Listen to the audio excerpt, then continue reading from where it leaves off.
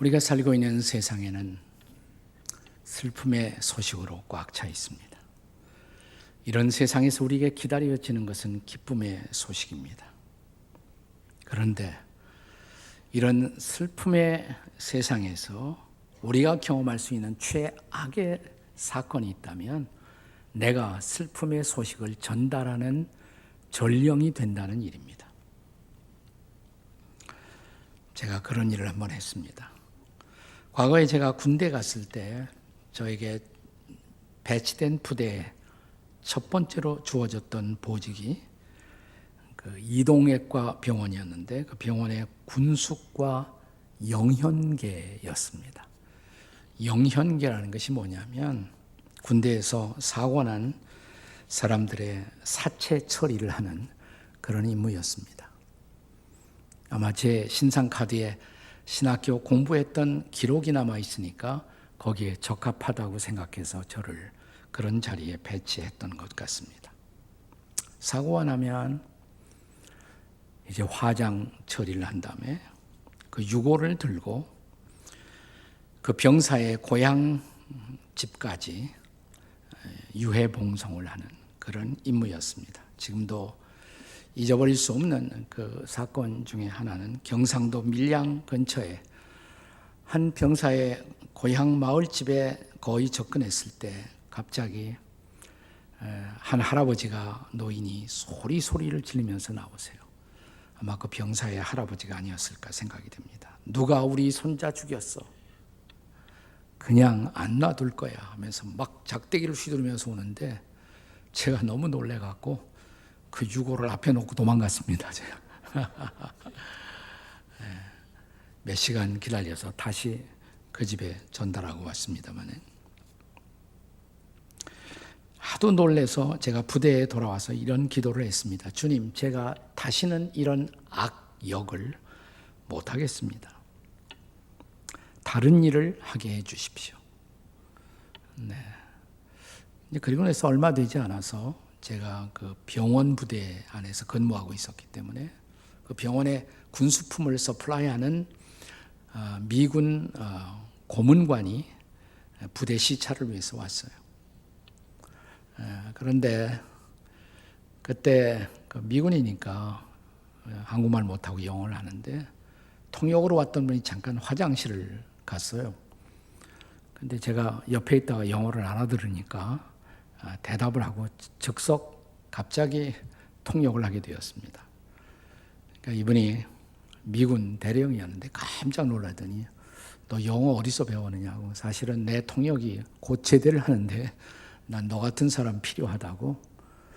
그래서 제가 처음부터 뭐 카투사 이런 부대에 간 것이 아닌데 거기서 그냥 갑자기 픽업이 되었고 한 달 후에 미군 부대 KMAC이라고 밀리터리 어드바이서리 그룹 군사 고문단의 그 의료 고문관 통역을 담당하는 역할을 했습니다. 한 달에 한 번씩은 부대 근처에 민간인들 진료도 하고요. 그 통역하고 나쁜 소식 전하다가 좋은 소식 전하는 사람이 된 것이죠. 하나님이 신기하게 기도를 응답하셨습니다. 오늘 본문에는 인류 역사사상 가장 좋은 소식을 전했던 천사 가브리엘의 이야기가 기록되고 있습니다. 본문 26절, 27절을 함께 같이 읽겠습니다. 같이 읽습니다. 시작. 여섯째 달에 천사 가브리엘이 하나님의 보내심을 받아 갈릴리 나사렛이라는 동네에 가서 27절 다윗의 자손 요셉이라는 사람과 약혼한 처녀에게 이르니 그 처녀의 이름은 마리아라. 하나님이 이제 천사 가브리엘을 통해서 마리아를 통해 구세주를 이 땅에 주시겠다는 그 좋은 소식을 전하고자 한 것입니다.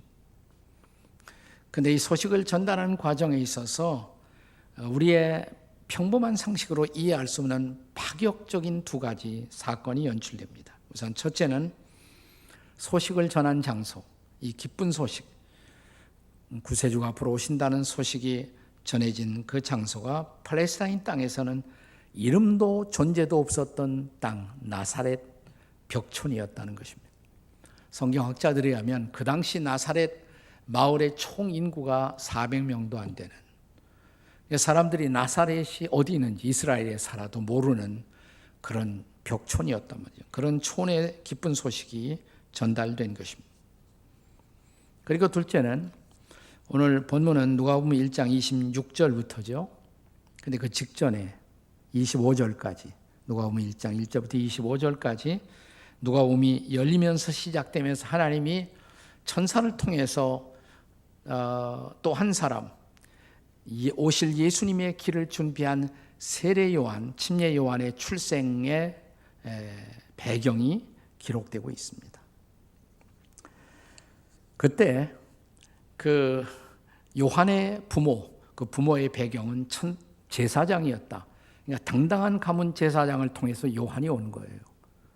예수님의 오실 길을 준비하던 그 부모의 배경이 당당한 제사장의 가문이었습니다. 그러나 마리아의 가문은 아주 이름 없었던, 존재도 없었던 그런 가문에, 그것도 티네이저. 그러니까 마리아의 나이가 그때 얼마쯤 되었을까? 성경학자들은 아마 12살은 지났을 것이다.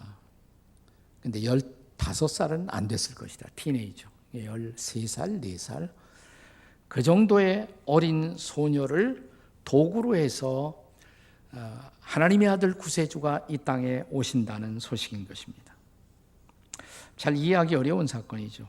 하나님이 만약 이 시대에 하나님이 쓰실 그 도구를 찾는다면 저 서울 강남에 가시는 것이 타당하지 않을까. 거기 잘난 사람들이 많잖아요.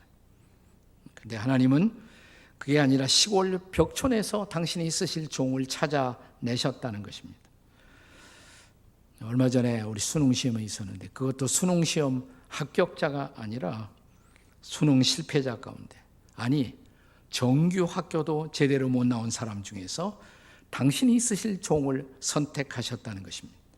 그 여인이 바로 마리아예요. 이 마리아의 선택의 신비, 구세주 탄생의 도구가 되었던 마리아, 그녀를 선택하신 이유는 도대체 뭘까요? 정답은 딱 하나예요. 하나님의 주권입니다. 하나님의 주권. 하지만 이 주권 앞에 마리아가 어떻게 응답했는지, 주권적 승리 앞에 응답한 이 여인의 모습을 본문은 매우 상세하게 기록합니다. 거기서 하나님의 주권과 이 여인의 응답을 통해서 구세주 탄생이라는 놀라운 사건이 이 땅에 벌어진 것입니다. 자, 이제 그런 배경을 통해서 마리아 선택의 비밀, 도대체 이 여인은 어떤 여인이었기에 이렇게 쓰임을 받았을까요? 그 첫째는 하나님의 은혜를 사모한 사람이었다는 것이에요. 하나님의 은혜를 사모한 때문.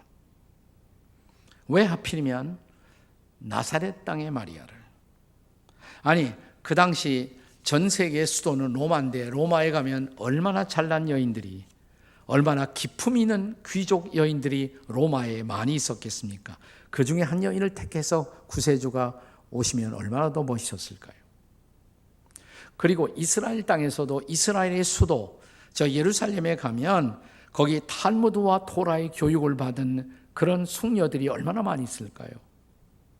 정말 문자 그대로 예루살렘에 요조 숙녀들이 많았을 거란 말이죠.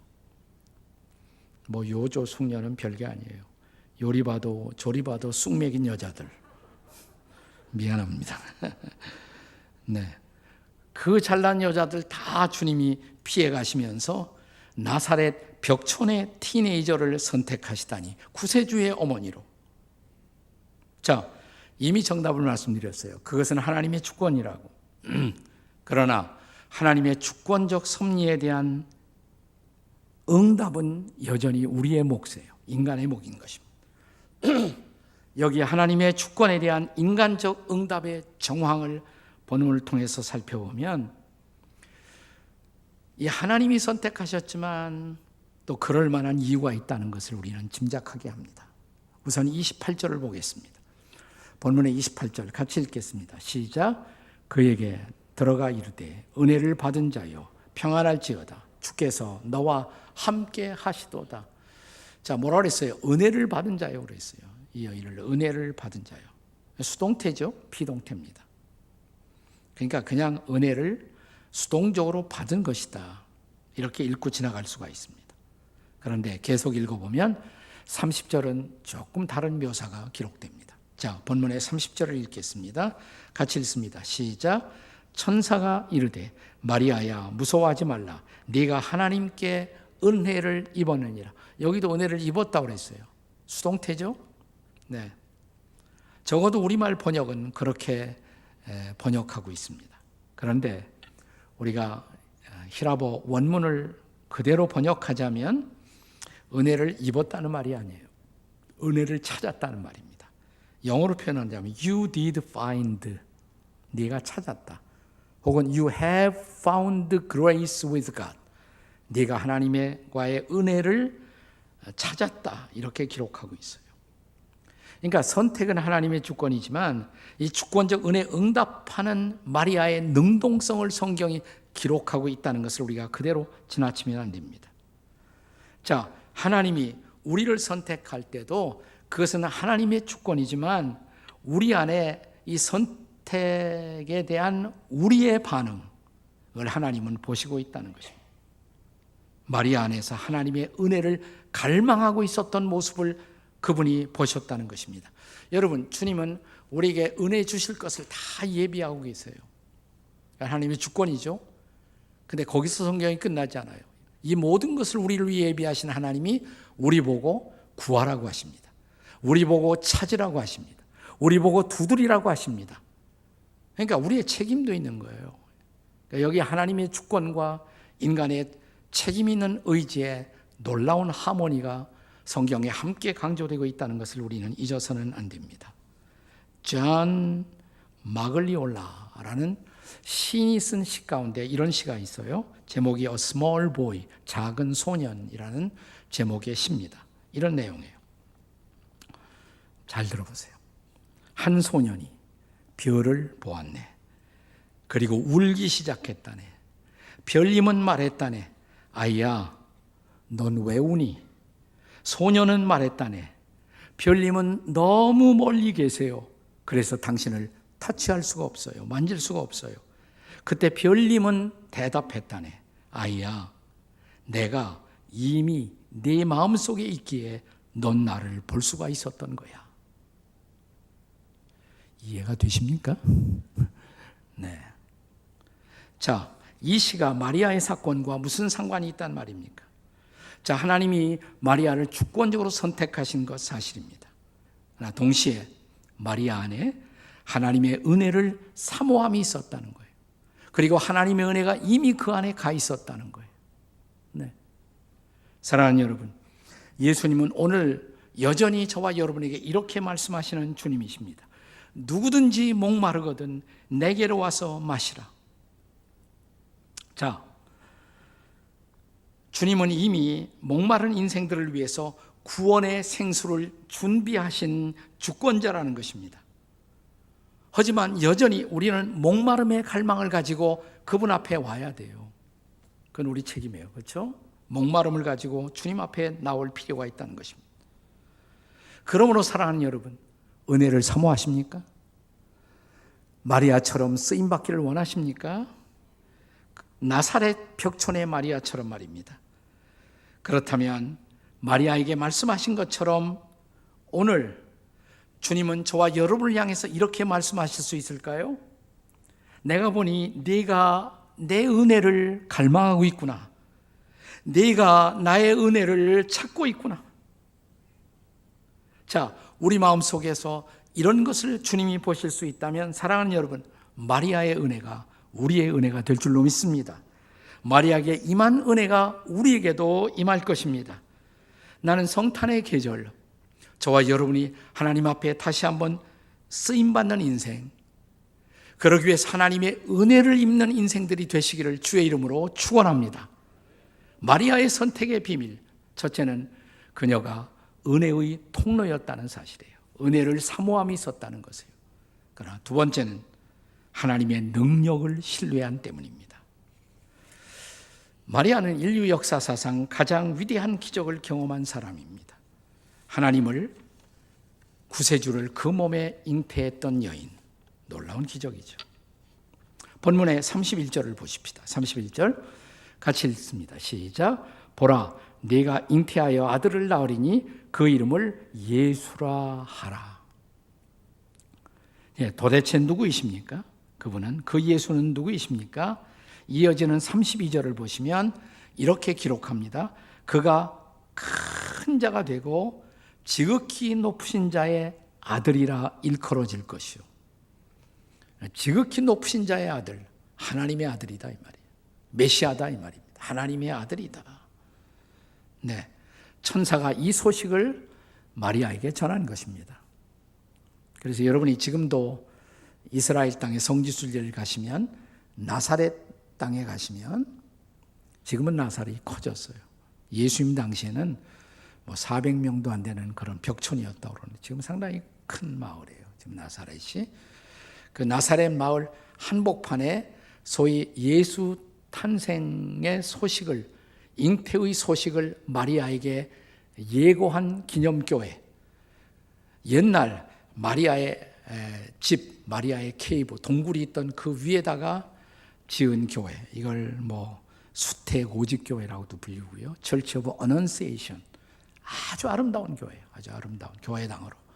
이게 300년대부터 계속 건물이 지어지고 또 홀리고 그러다가 1969년에 이태리의 건축가 무지오라는 건축가가 아주 명물 걸작품의 교회당을 거기다가 지어 놓았습니다. 살면서 이런 데도 한번 가보셔야죠. 네. 네. 자, 거기서 예수 잉태, 마리아의 통한 출생의 소식이 처음으로 전해진 것입니다. 여기 누가복음 1장 15절에 보면 천사는 그가 주 앞에 큰 자가 되며라는 말씀을 기록합니다. 그런데 여기서 그가라는 것은 누구냐면 예수님의 선구자가 될 요한이에요. 요한이 주 앞에 큰 자. 요한은 주 앞에 큰 자였어요. 그러나 예수님의 출생에 대해서는 우리가 조금 전에 읽은 것처럼 지극히 높으신 자의 아들, 그냥 큰 자가 아니라 지극히 높으신 자의 아들, 하나님의 아들이다. 좀 다르죠? 자, 35절에 한 번 더 선포된 말씀, 35절 보세요. 뭐라고 그랬냐? 나실 바, 다 같이 시작. 나실 바 거룩한 이는 하나님의 아들이라 일컬어지리라. 네. 놀라운 소식을 받은 것이죠. 네가 잉태하여 예수라는 아들을 출생할 것이다. 그는 하나님의 아들이시다. 34절에서 마리아가 어떻게 반응합니까? 34절 다시 보겠습니다. 시작. 마리아가 천사에게 말하되 나는 남자를 알지 못하니 어찌 이 일이 있으리이까. 그건 있을 수 없는 일입니다. 저는 아직 남자를 경험하지 못한 여자입니다. 네, 그렇다고 해서 천사가 전한 메시지를 거부하거나 의심했다는 말이 아니에요. 어떻게 나를 통해 그런 일이 가능할 수 있다는 말입니까? 영어로 말하면 How shall this be? 어떻게 가능할 수 있다는 말입니까? 방법론을 질문하는 것입니다. 어떻게 나를 통해 그런 일이 이루어질 수가 있다는 말입니까? 자, 35절이 천사의 대답이죠. 자, 35절 같이 읽겠습니다. 시작. 천사가 대답하여 이르되 성령이 내게 임하시고 지극히 높으신 이의 능력이 너를 덮으시리니. 아멘. 네. 그러니까 성령의 능력으로 그 일이 이루어질 것이라고. 성령으로 내 안에 구세주가 잉태될 것이라고. 성령이 그 일을 행하시겠다는 것입니다.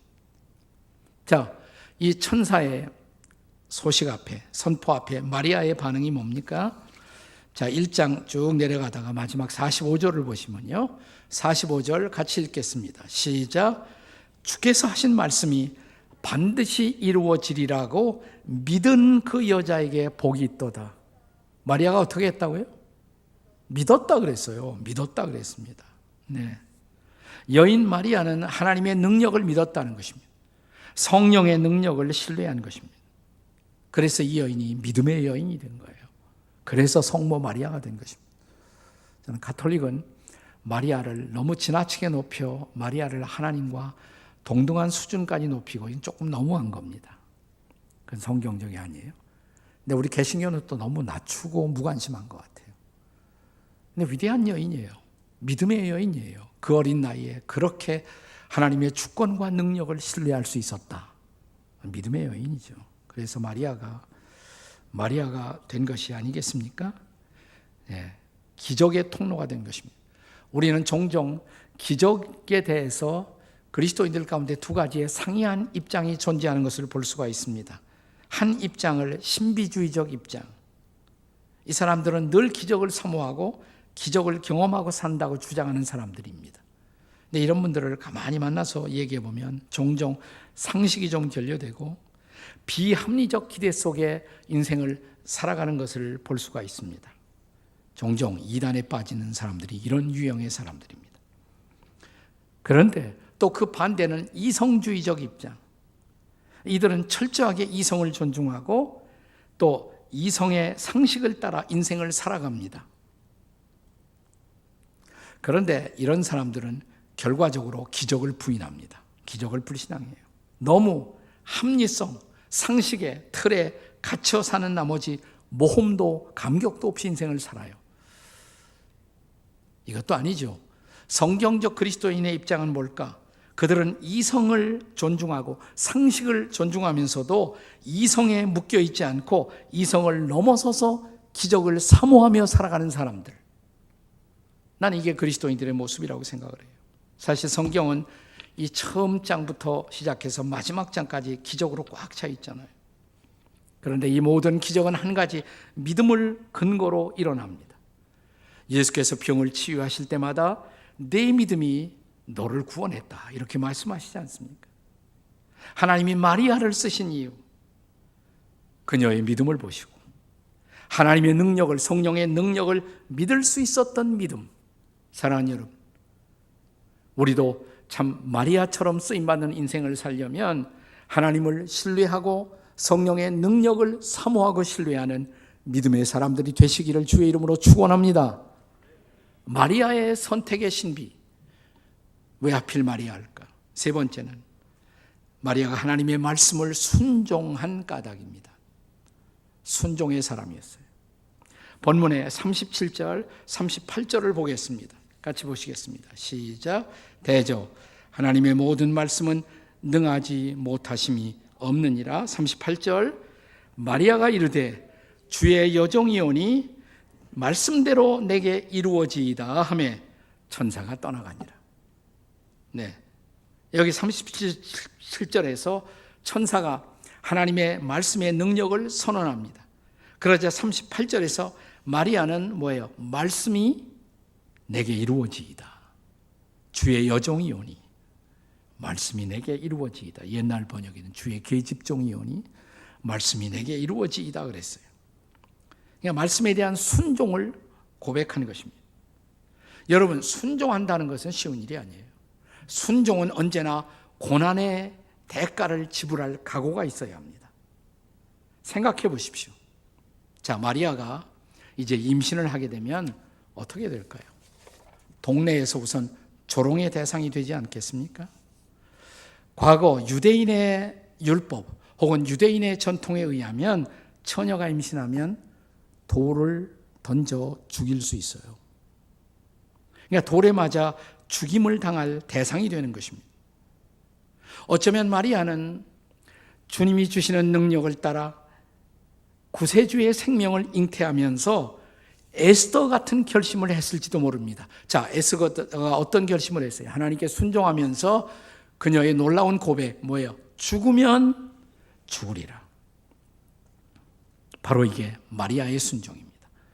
마리아가 이런 순종의 자질, 이것을 하나님이 귀하게 보신 때문이 아닐까요? 오늘 우리가 살아가는 이 시대는 순종의 덕을 도무지 강조하지 않습니다. 그리고 순종하는 덕을 평가절하하는 경향이 있습니다.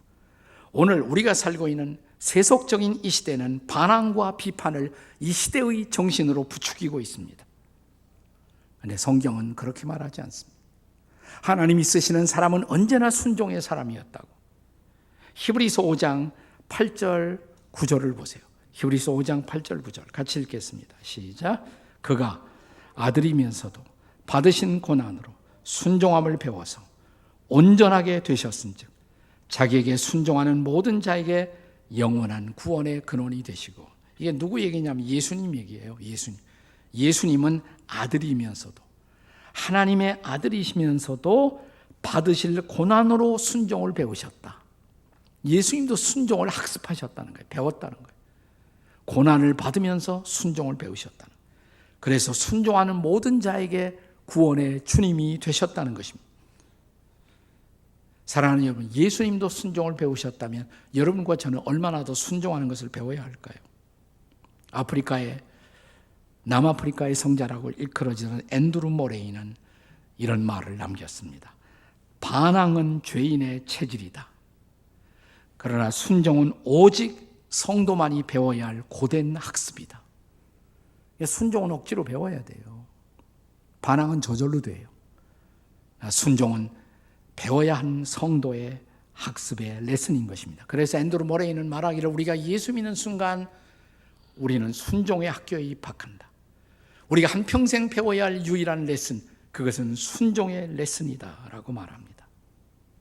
마리아가 역사 속에 성모로 추앙받는 그 놀라운 이유는 그녀가 수많은 고난의 인생길을 걸어가면서도 하나님의 말씀에 대한 순종을 우리에게 보여주셨다는 사실이에요. 나는 마리아처럼 여러분과 저도 순종을 배우는 순종의 사람이 될 수 있기를 주님의 이름으로 축복합니다. 순종을 배우지 못하면 진짜 그리스도인이 아니에요. 따라서 하세요. 순종하지 못하면 옆에 사람 쳐다보고 잡종이십니다. 순종해야 순종해요. 진짜 순종해요. 아프리카 대륙의 복음화를 말할 때마다 우리는 리빙스톤이라는 이름을 기억합니다. 그런데 리빙스톤과 함께 기억되는 또 한 인물이 있어요. 찰스 스터드라는 인물이 있습니다. C.T. 스터드. 이 사람은 본래 영국의 수재들이 다니는 학교 이튼 고교를 졸업해요. 그리고 캠브리지 대학에 들어갑니다. 대학 들어가면서부터 운동선수가 되었는데 크리켓이라는 영국권에서 인기 있는 게임. 우리 한국 사람들은 잘 알지도 못해. 크리켓 잘 모르죠. 근데 영국, 뉴질랜드, 호주, 캐나다 가면 이 크리켓이 대단한 인기 있는 스포츠입니다. 이 크리켓의 스타 플레이어였어요. C.T. 스타드가. 네, 그래서 졸업하는 그에게 인기와 돈, 지위가 보장되어 있었습니다. 근데 그가 졸업할 무렵 스터디의 형이었던 조지가 질병으로 죽음의 문턱까지 가는 모습을 바라보고 인생의 허물을 느낍니다. 정말 죽음 앞에서 아무것도 아니로구나. 아무것도 아니로구나. 죽음 건너편에 있는 저 영원한 세상을 바라보고 영원한 복음을 전하는 것보다 더 값진 인생이 어디 있을까? 주님, 나 복음 전할래요. 대학 졸업하고 자기에게 보장된 인기, 돈, 지위를 다 버리고 그는 중국 선교사로 떠나갑니다. 네. 그리고 10년 이상 중국에서 놀라운 선교의 열매를 거둡니다. 이제 그의 나이가 50세가 다 됐어요. 그때 건강이 안 좋아서 잠시 영국에 돌아옵니다. 쉬는 동안 어느 날 그가 한 책을 읽다가 이런 문구를 접하게 됩니다. 아프리카의 식인종들이 복음을 기다리고 있다고. 한 번도 복음을 듣지 못한 아프리카의 식인종들이 예수의 복음을 기다리고 있다고. 그는 밤잠을 이루지 못하고 설치면서 하나님, 저를 부르시나요? 거기에 가야 한다고 지금 부르시는 건가요? 자, 그에게는 악화된 건강이라는 핸디캡이 있었고 이 사람이 스스로 젊었을 때 돈도 벌었고 그의 아버지가 남긴 유산이 막대한 유산이 있었어요. 근데 주님, 나 이거 다 기증하고 떠날 거예요. 주변 사람들이 말립니다. 그렇게까지 희생할 필요가 있느냐고. 당신은 이미 중국 선교도 갔다 왔고 그것으로 족하지 않느냐고. 그때 C.T. 스터트가 남긴 유명한 말입니다. 하나님의 아들인 예수가 나를 위해서 십자가에 목숨 바쳐 희생하는 것이 사실이라면 내가 그를 위해 바치는 어떤 희생도 지나치다고 할 수는 없을 것입니다. 그리고 떠납니다. 아프리카로. 50이 된 이 사람이 모든 것을 내려놓고 떠납니다. 그리고 그는 20년 이상 아프리카 콩고에서 사역하고 1931년 7월 71세를 일기로 담석증이 악화되어서 그것으로 그가 세상을 떠나면서 소천했을 때 그의 장례식에는 7,000명이 넘는 아프리카 성도들이 모여서 외치기 시작합니다. 무아나 무쿠바, 무아나 무쿠바. 위대하신 백인 주장, 당신은 하나님의 선물, 우리는 당신의 희생을 기억합니다. 우리는 당신의 희생을 기억합니다. 그리고 그런 비석을 그의 무덤 비문에 새깁니다. 당신은 하나님의 선물, 우리는 당신의 희생을 기억합니다. 스터트가 남긴, 눈을 감기 전에 마지막 남긴 말은 쓰임받을 수 있어서 행복했습니다. 쓰임받을 수 있어서 행복했습니다. 지금은 한 해가 저물어가는 시간입니다. 우리의 남은 생애가 어떻게 쓰임받는 순종의 생애일 수가 있을까요? 어린 소녀 마리아였지만 그녀가 인류 역사사상 가장 놀랍게 쓰임을 받은 것처럼 쓰임을 받는 유형과 사역의 형태는 다를지라도 저와 여러분은 어떻게 쓰임받다 행복하게 우리의 삶을 마무리할 수 있을까요? 주님이 요구하시는 것, 마지막으로 요구하시는 것, 믿어야 한다고, 그리고 순종해야 한다고, 참으로 순종해야 한다고. 군대 입대해서 첫 휴가를 나온 아들에게 아버지가 물었다고 합니다. 야, 너 군대 가서 배운 레슨이 뭐니? 군대 가서 뭘 배웠니? 예, 복종입니다. 군대 가서 복종을 배웠다고 아버지가 말합니다. 야, 그건 나도 너한테 밤낮 가르친 것이 아니냐. 제발 순종하라고, 복종하라고. 그랬더니 아들이, 그런데요, 군대가 저에게 가르친 것은 그냥 복종이 아니라 지금 당장 복종입니다. 지금 당장 복종입니다. 그렇습니다. 후회 없이 우리가 쓰임받는 인생을 위해서 주님이 여러분과 저에게 요구하시는 것 뭡니까? 뭐예요? 지금 당장 복종. 지금 당장 복종. 내일이 아니라 모레가 아니에요. 지금 당장 복종. 단순한 마음으로 말씀을 붙들고 복종했던 사람들, 이런 사람들이 하나님의 사람이에요. 이런 사람을 하나님이 찾습니다. 이런 사람을 하나님이 쓰십니다. 나는 여러분이 그런 종류의 사람이 될 수 있기를 주님의 이름으로 축원합니다.